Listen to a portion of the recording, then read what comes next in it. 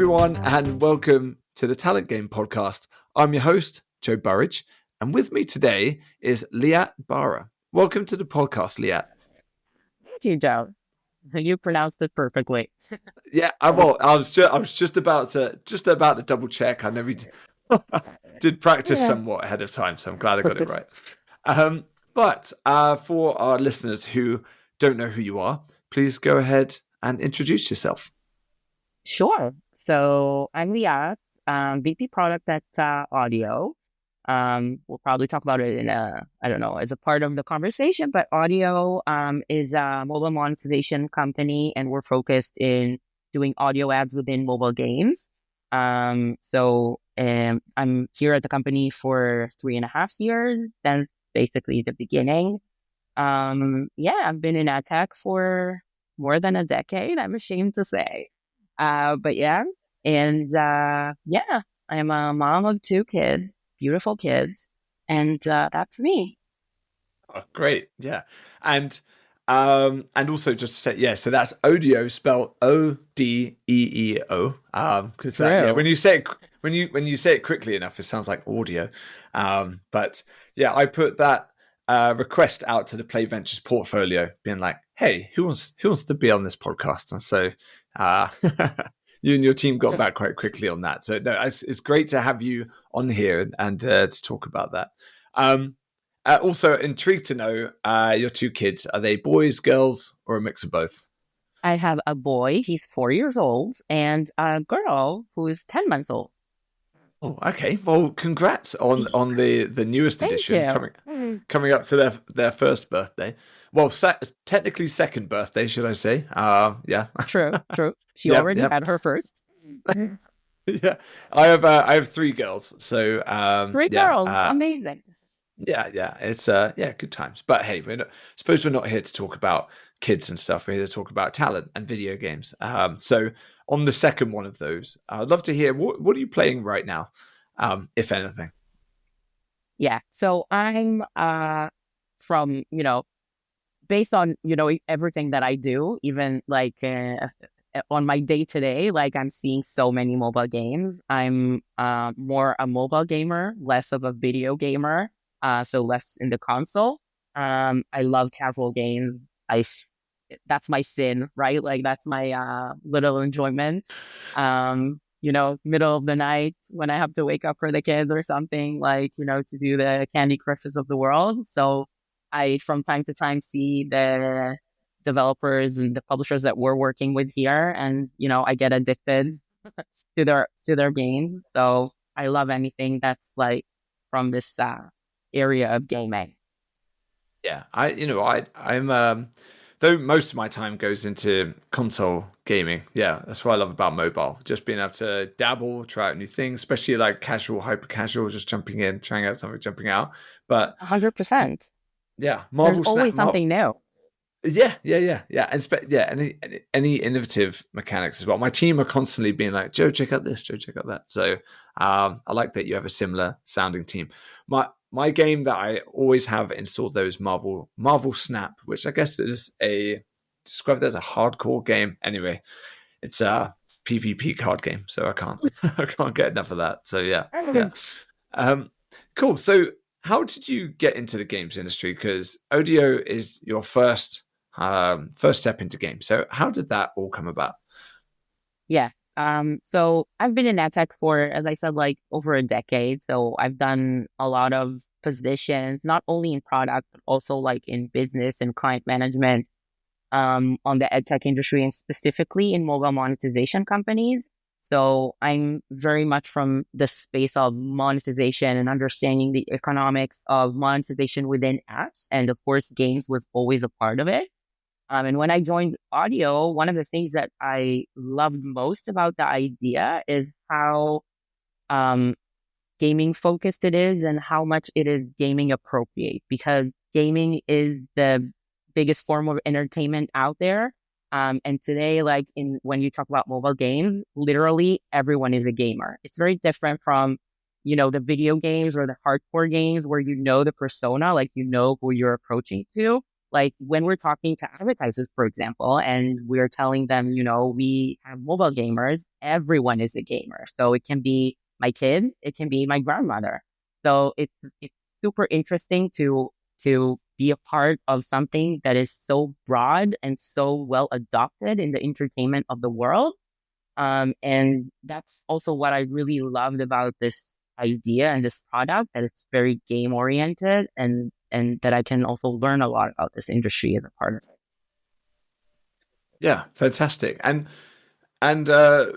before we were recording, we were talking about your career going through this really interesting cycle. So you said you've been in ad tech for 10 years. So you started in a startup, and then made a purposeful move to a very big corporate, and now back in a startup again. So I'd love to hear that. And obviously this podcast is focused on talent. So I guess we'll get into the learnings from each. But yeah, what is your general sense then of going startup into big company and back? Like, what was the purpose Yeah. behind all of those moves? Yeah. So I think like my first step into ad tech and into my, current career, was really in a startup. Like I joined a company of 30 people. I joined relatively young. I really grew up in the company and learned a lot. And I also made a lot of like transitions and positions within the company, because it's really fun to be a part of something that's growing and you have a lot of opportunities, and you can, if you want to, you can take more and more responsibilities. And I loved it. I loved it. I've seen like all the, you know, great parts, and also like the failures that have to do with like growing from like a 30 people company to a 200 people company. Especially when it comes to talent and building a team and making it like a strong team, and really one that can be successful. Afterwards, I really like wanted to try the corporate world. I felt like this is a must for me. Like I have to try those giants. I have to understand like what that is. And it was really like, it was incredible working. I worked at Yahoo for a few years. And it was incredible to learn from, all those talented people and understand like how to build such a big product and how to be a part of a huge company that has so many dependencies, and obviously a lot of people. But on the other hand, it's always really, really hard when you're a part of such a big company to move fast, to have the energy that is needed to really like move the needle within the company. And I think that when I decided to take the next step and to join Odeeo, one of the things that like I still worked at Yahoo, it wasn't like a very conscious decision. I think like they kind of approached me, and I was like super excited about the fact that like I can join a team, like such a small team of really the two founders and myself and like the core team, and build everything from scratch, and have all this energy invested into what we do when building this company and building the team. And it proved itself. Like I really love it. I love what we've made. I love what we build. I love the team that we've built here. So it's still exciting, and it was exciting for the past 3 years. Yeah. And what are the numbers there? So so you're at a startup called StartApp, which again, great name. So what was that growth like there? And then I guess the follow-up question would be like, how big is Odeeo now as well? So the growth at StartApp, like at my first company, was it was massive. Like, and it happened sort of like at once. Like I felt like we were a small team, and then like we boomed, and then we had to grow within, I think, like 6 months. I think we doubled the number like of people in the company, and then within a year, like I think another maybe double. So it was really it was massive. It felt like a chase, after like having more people and more people, because there was so much to do, like a lot of work and a lot of positions that needed to be filled in order to grow. And I think that we did it so quickly that we've made the, classic mistakes that a lot of companies do when they grow so fast, and sort of like chased the the people instead of the talent, which is something that like sometimes it hurts you, like when you find that you have the team, you have the people to do the work, but you don't necessarily have the people that you want to grow with. So changes also like needed to be made. And I've learned a lot from this experience of like hyper growth and, how do you keep the team really engaged in what you do and also like with the energies of a startup when you're not really a startup anymore. So that was a really great experience for me. And I think I brought a lot of it to Odeeo, because as I said, when we started, we were like, here in Israel, we were 3 people. We had a few people like abroad. And now we are 40 people. So we're definitely at the stage of like, we're still a startup and we want to maintain all of those benefits in being a startup and the energy that goes with it. But still like have the processes and have the people and understand that like, teams are growing and each person needs to take their own responsibilities and things have to be more clear. So we're definitely at the stage of making it work. Yeah, really exciting. Going back to what you just said, I love that phrase. You were chasing the people, not the talent necessarily. Like, I'd love to dive into that a bit more. Yeah. So what mistakes what does that mean? I guess, firstly, I guess in a bit more detail, can you elaborate on some specific examples without, name dropping people, of course, we'll, 100%. Yeah. but I think the main thing for someone listening is like, okay, what were those mistakes? How could they be avoided? Especially if anyone's listening that is in a startup as well. Yeah. I think that one of the challenges that you have, especially when you're working in a startup, is that like work never ends. It's always growing. It's always like, and that's a good thing, right? Like more business, more things, more achievements that you want to reach. So that kind of makes you plan for the head count, like how many people do you want to have in each team that are going to do each one of the things.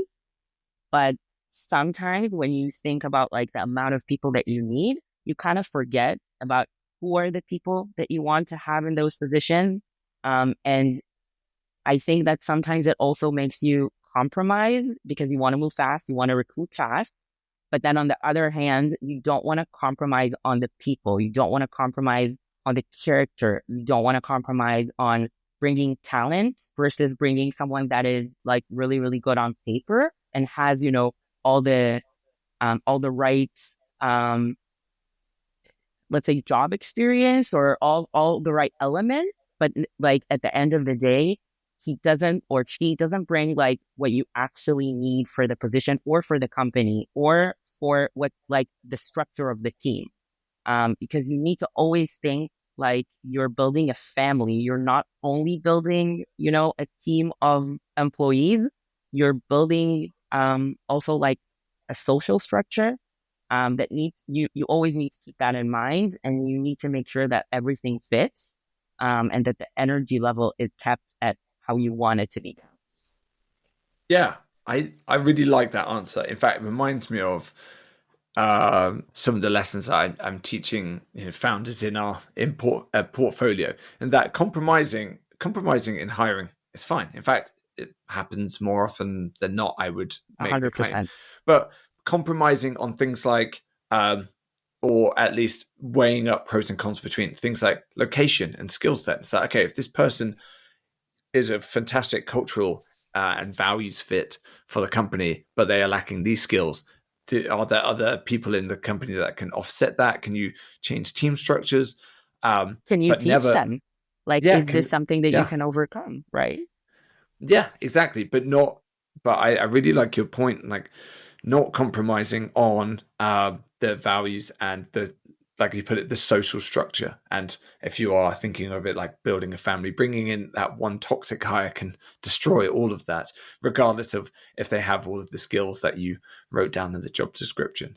So that's really good way of doing that. Were you involved in the hiring process a lot as startup, or I guess I'm asking that because I'm like, do you have any advice on how to now spot like someone who's good for the values, culture, social structure? Yeah. Do you have any lessons learned from that? Yeah. So I've been very involved and I'm actually doing interviews and hiring people for my team and for other teams for the past um, probably 5 or 6 or I don't know how many years. So I've interviewed a fair share of people. And I have to say that I always learn and I always try to like evolve and upgrade the way that I approach interviews and I approach people and, how to identify the talent and how to identify what I actually want. I think that it's it's a huge challenge, but you need to come very prepared to the interview and give yourself like very clear notes on what is important for you, like what are the must haves, and then also think like how do you identify those must haves. So those like do you want to ask your candidate to give examples? Like, how do you actually want to see it becoming reality and not just have them like tell about themselves? I think that diving into real life examples is maybe my best conclusion from interviewing processes. Trying to really bring things to reality, and sometimes I even like really insist on like getting those real life examples and discussing them, like having a real conversation about a specific example. What did you do? What would you have done differently? That really helps me understand like who the person is and then identify like if they fit the kind of character that I'm looking for. Yeah, great. It's almost like you've seen all of my interview training slides before. Sorry, yeah, I run. Yeah, I do I run did. this. No, I No, didn't. no. I was like, I'm pretty sure I had sent them to you in advance, but yeah, that using the real life examples, it feels like an obvious one to say, but past performance is the best predictor of future success in this scenario of interviews, as compared to some people love throwing out hypothetical scenarios at people, which there are arguments. If you send someone a task to do, or like here's some data to do something like that. But Mhm. in an interview scenario, you're getting someone to imagine a hypothetical version of themselves, which is usually a very perfect version of themselves, into a future Exactly. scenario with it's like take those real world things, like what have they done in the past, what was the situation, and you can just endlessly drill into that to understand their character. I really buy Exactly, into that. exactly. Like you can always ask someone like, how do you solve conflicts? And they will tell you like, well, I do this and I do this. And like, it's always, as you said, like the perfect version of like how you solve a conflict. But when you actually drill down and you ask someone to give you an example of a conflict, it doesn't have to be like a huge one, but even just like, something that they misunderstood or they didn't agree with their manager, with their colleague, and then like really explain how they solved it, what they said, and to who. That is the pure essence of who they are and how they handle those conflicts and how they handle those situations. And it can give you so much more information than just like having them speak about themselves. That fantastic, spot on. Another thing you said in that explanation there was evolving yourself as an interviewer, and I love that. Is I also strive to do the same. I love asking people about their interview techniques and favorite questions and these sorts of things. Spoiler alert: I'm also going to ask you about that later on. But yeah. So how do you evolve? Is there a particular thing, content you're digesting, with people that you're talking to, or like just intrigued? Your thoughts on that? Yeah. Yeah. So I actually have I've done so much like on that area. I think that like you can never get enough in understanding like different skills and different techniques and like how to interview. So I read the books, I listen to the podcasts, all the on paper things that like, you learn a lot from. But I think that my best practice is actually to learn from other managers that work with me, like in my team, and also other managers or let's say like friends of mine that work in other companies and even in other industries. Like sometimes I love giving them like examples of how I do it and then ask them like, on their type of questions and how do they identify things that like maybe I feel like I'm missing a little bit. Like I want to identify something, but like my questions don't really get to that. So sometimes getting like a fresh point of view from someone that is not from my company and not even like, looking for the same things that I do, can really bring me a lot of value. So I love that. And I also love participating and joining interviews, not necessarily for positions that I need to hire, but just to learn from other managers that are hiring for different positions and maybe taking some pointers of like, what types of questions do they ask? How do they ask it? Like, did I hear an interesting question that like, I think I can also apply on my interviews? Then I really learn a lot from that.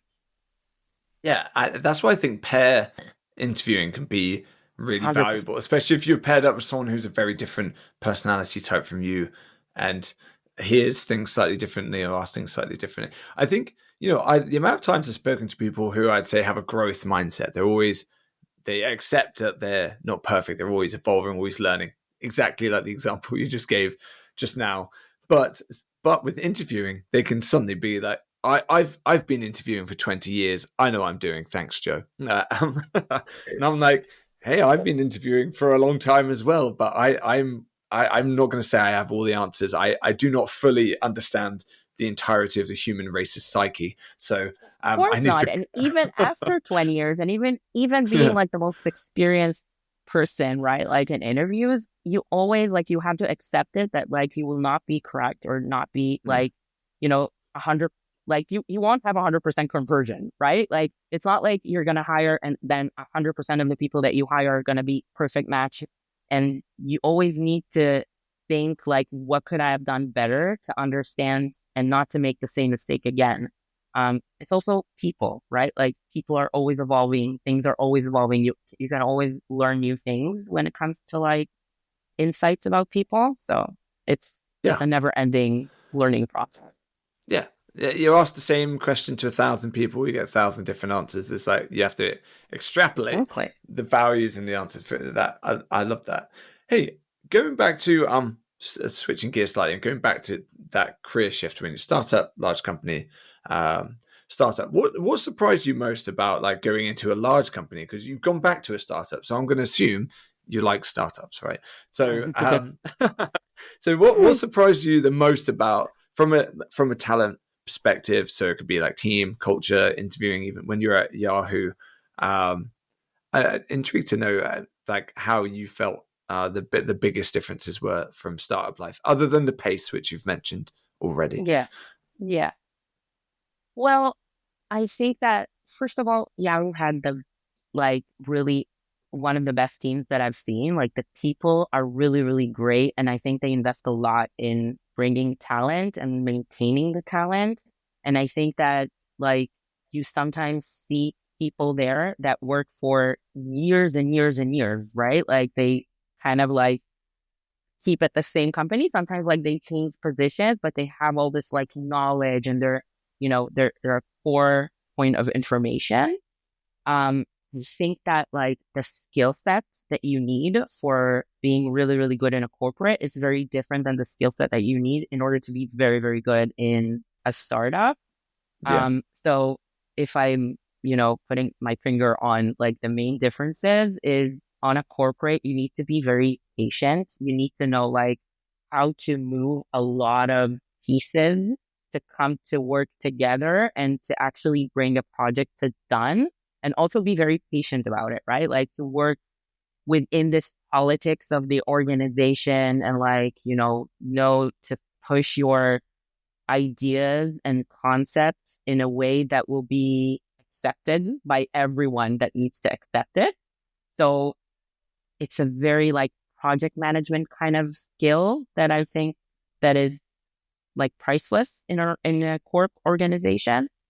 And in a startup, I think that like things are moving so fast, so quickly, and you need to have the energy to change your mind really, really fast and to change, your focus very fast. And to be such a fast pacer, like you need to be someone that like doesn't fall in love with ideas, for example, and doesn't want to work on them sometimes like for a year and something. Like you want to be like someone that learns from trial and error. You want to try something quickly. You want to learn quickly. You want to fail quickly. And then you want to try something new. You want to work on something new. So the character and the vibe of the people is very different. It doesn't necessarily mean that like one type of person is like better than the other. It's just a different skill set that you need for each one of the companies. Um, I love the startup world. I love how fast paced everything is. I love that things are changing. I love the fact that like I can move forward really quickly with things. And this is also like the type of people that I'm looking for, like when I'm hiring. Yeah, that's great. And similar-ish to your career in that I started with startups and small companies and then moved into much bigger companies like EA and Epic, and now back working with startups again. Play Ventures, there are 14 of us. Yes, 14. Yeah. So we're a small company working with lots of small companies. But I very often speak to people in corporates or just large companies, right? And they are speaking to me because like, hey, Joe, I love the idea of joining a startup, especially a VC funded startup. I mean, that's always nice to have cash in the bank to do that. But they're like, oh, I've never worked in a startup before. I've only ever worked in large companies. Startup founders are always, I would say, most startup founders are very, very cautious about hiring people that have never been in startups before. Do you Mm-hmm. have any thoughts on this? Like from your own personal experience, going big company back into startup, or is there anything that you particularly look for? You'd be like, okay, they may have only worked in a large company before, but I actually think they're going to do great here. Do you have any like lessons or insights on anything around that area? Yeah, that's a great question. I think about it a lot because sometimes I get resumes for positions that we have from people that I see or know that worked only in corporates. And it's kind of like a question mark also for me to understand, like, do I move forward? Like, do I want to meet this person? Like, is there anything that I think is worthwhile? And my answer is yes. And I'll explain. Like, sometimes when you work in a corporate, some corporates have a very, um, I would say, smart way of maintaining like small startups within the corporate, and really like it depends on the team that you work with or on, like the type of product, the type of like mini company, let's call it, within the corporate. So sometimes those people are actually very startup oriented and they have all the characteristics that you need and that you want to see. And I think it also really depends on the person, like how independent they are, like how much do they like growing and pitching ideas and pushing things on their own, and instead of like getting the tasks from other people, or being like more receptive versus like more active on how they work. um I do understand though, especially when you make the first hire, that when you've never worked in a startup before, it can sound very nice and very appealing. But like in reality, it's also very, very challenging. And the amount of pressure that you need to handle is it's huge. So I do understand founders that are, very cautious in hiring people that don't know what that is, and they kind of like don't know what they're signing up for. Um, I do get it, but I think like it depends on the position, but sometimes like you can find those startup people within the corporate. Yeah, that's a great point. In fact, it reminds me of someone I was speaking to recently that, oh, I've only ever worked in this large company before, but it turned out they're currently working like this small, highly autonomous R&D team within a games company, constantly prototyping new games, pitching ideas, and these sorts of things. I was like, you're pretty much doing that. You just have a stable salary, right? So I think it also works in flip reverse. Like the amount of people that I've spoken to that perhaps burned themselves out with a startup or multiple startups, and like, that's it. I just want a stable salary. I'm going to go work at a big company. Then they realize, oh, big companies still have massive challenges in those roles. Sure, I have a stable salary, but now I have this whole other thing, and things move at a different pace, and I have to work with these like massive teams, and it's like, oh, okay, that wasn't quite right either. So I've seen it in the flip reverse, I guess, as well. So 100%.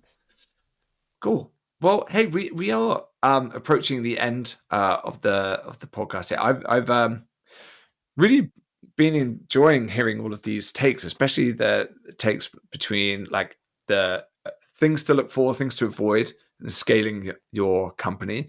That experiences between startup and massive company life that you've been through. Best practices and interview questions. I mean, you should be co-host in my interview training. You literally buy the book. I love it. Please invite me. Yeah. I wish every hiring manager had your attitude towards be research and educating yourself on interview best practices. Like that's great. Really refreshing to hear. My last question for you though, before we finish, is what is your favorite interview question, or do you even have one? So yeah, I have a lot of questions, and it actually changed a lot during the years. I think my recent favorite one is that I love asking candidates to give me examples of, for example, like what is the most special thing that they bring to the table, like how they see it. And then I ask them to kind of like change their perspective and say like, what is the best thing that you bring to the table if I ask your manager? So for example, like from their point of view, or if I ask your colleague and then like from their point of view. So it kind of helps me understand, first of all, what are the positive things that they bring to the table, at least like how they see it and how they think, but also like to understand how do they understand their stakeholders, how do they understand their team members, their managers, what is important to them, what is the difference between like all of those stakeholders, and also like how empathetic they are towards like other members of the team. I really like that. I think it's showing me a lot of aspects about the person and who they are and how they think. So I love that question recently. Yeah. I like it. I especially like, so that you got that initial question, like, is it a variation of like, what are your strengths, I guess? And then I like that you flip it to like the perspectives of others to really gauge their empathy. What would you say is like top tier green flag answer to that, and then what at the other end of the spectrum? What would a really bad answer sound like to that question? Mm-hmm. Yeah, that's a great question. So I think what I'm looking for is kind of like the understanding of what different people need. And that's also because I'm interviewing, especially for product positions, and in product positions, like you have to be very, very aware to the needs of different teams, right? Like you're kind of like the translator between the business and the tech. So you need to be able to understand like what each of them need and how they want to operate, and then like, cater to those needs. So it's very interesting for me to understand that a person knows that, for example, a manager needs someone that is reliable, right? Like they need someone to think of like as a right hand, versus a colleague that needs someone that is very supportive or very nice, or someone they can learn from, or they can, get advice from. Like these are the things that I want to hear. I want to hear that they understand the different needs of different people. And that's like that. It doesn't really matter like what they say is the strength, like what is actually the best thing that they bring forward, but just like to understand if they see differently, like it, or see correctly, like the differences between different people. I think that like a red flag will be a person that doesn't even manage to think about like why this question is interesting, or sometimes I even see from their faces, like if they're able to get into the perspective of another person or not. Like, do they even understand what it is to think from another person's perspective, like colleague? So if they don't really manage to understand the core of the question, like why do I ask it and why is it interesting? That's kind of a red flag to me on the product side, at least, because I'm really looking for those people that understand the differences between what different people and different stakeholders need. Yeah, yeah, that's fantastic. Thanks so much. Yeah, great. Really, really great question. That's definitely going to be right up there. Top Yeah. answers to that. So thank you. Well, Leah, I said we were heading to the end. We are at the end. So I must say I've thoroughly enjoyed the call. I think you have some really actionable, specific insights that you shared today. So thanks so much for that. I've just and that almost 40 minutes has absolutely flown by as well. So yeah, thanks. 100%. Wow. 40 minutes. Wow. Well, thank you. And Thank I you, hope you have a Joe. great 2025. Oh, you too. You too. And thanks for having me. I had a great time.